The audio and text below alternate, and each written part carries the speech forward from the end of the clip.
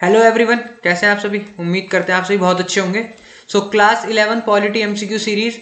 तो हमने class 11th के लिए दोनों बुक 1 भी कंप्लीट कर दी है, बुक 2 भी एमसीक्यू की कंप्लीट कर दी है। नहीं देखी है तो देख लीजिए, दोनों की दोनों बुक्स कंप्लीटेड।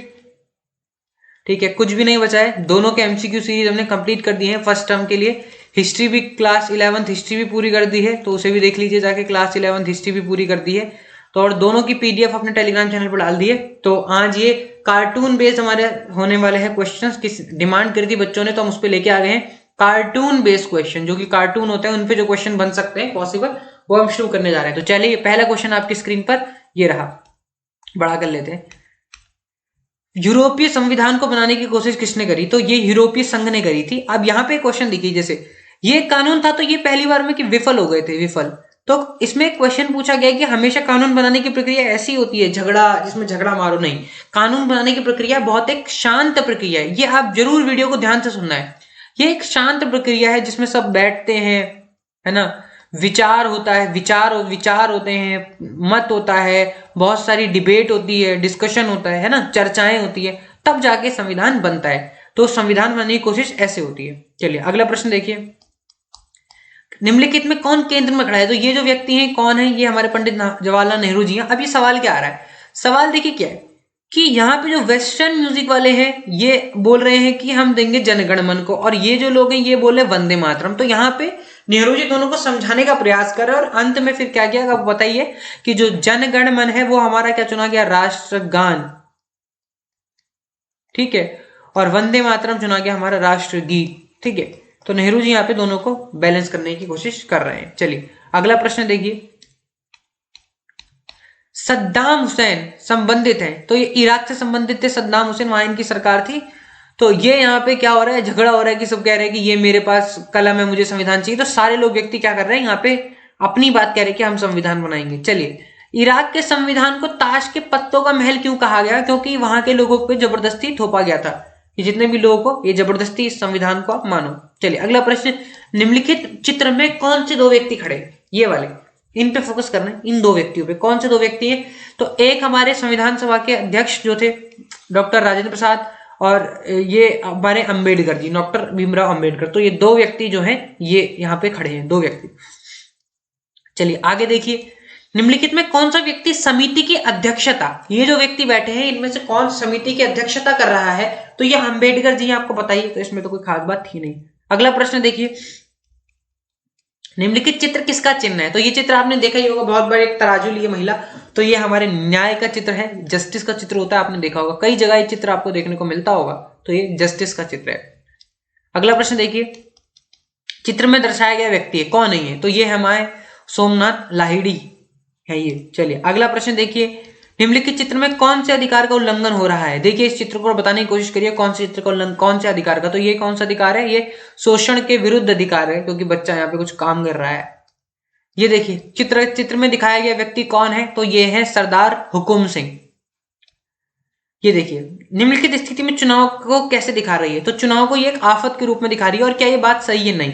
चुनाव हमारे लिए क्या होना चाहिए? चुनाव हमारे लिए इस देश का सबसे महत्वपूर्ण चीज है इलेक्शन, क्योंकि ये इलेक्शन हमें डेमोक्रेसी को बनाए रखने देता है। इलेक्शन ही वो चीज है जिसकी वजह से भारत की डेमोक्रेसी आज तक है। जब जब चुनाव फ्री एंड फेयर होगा तब तक इलेक्शन, तब तक क्या बोलते हैं, डेमोक्रेसी अच्छे से रन करेगी। चले, निम्नलिखित कार्टून में कौन सी पार्टी को भीमकाय के रूप में दिखाया गया? तो ये सारे जो जितने भी लीडर हैं, अगर ये पिक्चर थोड़ी यहाँ पे ब्लर है, आप इसे अपनी बुक में देखेंगे तो आपको मिलेगा कि कांग्रेस जो है, एक जो विपक्ष है उसको दबा रही है। और क्या ये बात सच है कि विपक्ष को इतना छोटा हो जाना चाहिए? नहीं।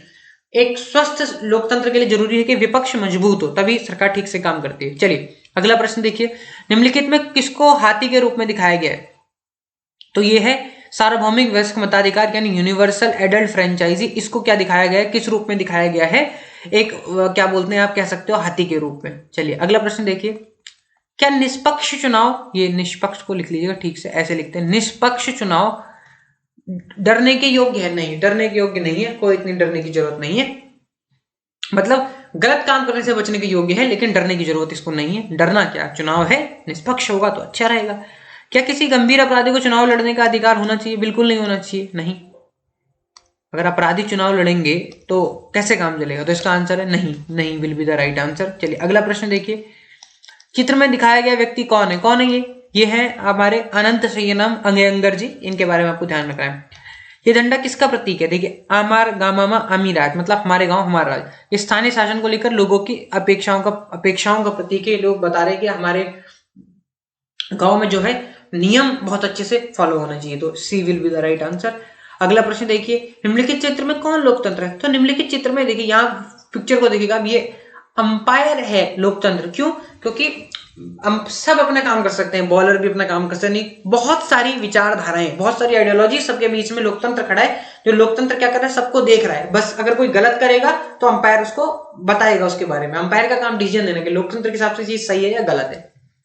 चलिए अगला प्रश्न देखिए, निम्नलिखित में खड़ा व्यक्ति कौन है? ये है आपके अलादि कृष्ण स्वामी अय्यर, ये ध्यान रखना है। अगला ये देखिए, ये व्यक्ति कौन है? जरूर आपने देखा होगा इन्हें, ये है Sardar Vallabh Bhai Patel. A will be the right answer. चलिए, निम्नलिखित कार्टून किसने बनाया है? ये आर के लक्ष्मण ने बनाया है, और ये इसमें दिखा रही है महिला अपने बच्चे को कि आप अपने पति को कह रहे हैं कि अपने काम सुधारिए, इसका आपका इस पे बुरा असर पड़ रहा है, ये व्यक्ति ये बोल रही। चलिए, निम्नलिखित में किसान किसकी बात कर रहे हैं? निम्नलिखित में किसान बात कर रहे हैं बड़ी परियोजना की, कि जैसे ही अगर कोई बड़ा प्रोजेक्ट आएगा तो हमारे तो जीवन ही पूरा छिन जाएगा। सो चलिए, thank you. Please like, share, subscribe, don't forget to hit the bell icon. और अगर आपको वीडियो अच्छी लगे तो शेयर कीजिए यार, बहुत मेहनत लगती है कंटेंट बनाने में। शेयर कीजिए। टेलीग्राम हमारे चैनल पे मैं सब कुछ डाल दूंगा, वहां पे आप देख सकते हैं, बहुत ज्यादा अच्छा हमने कंटेंट डाला हुआ है। तो अगर आप सभी को ये पसंद आए तो जरूर इसे शेयर कीजिए, लाइक कीजिए और सब्सक्राइब कीजिए। आप सभी का बहुत बहुत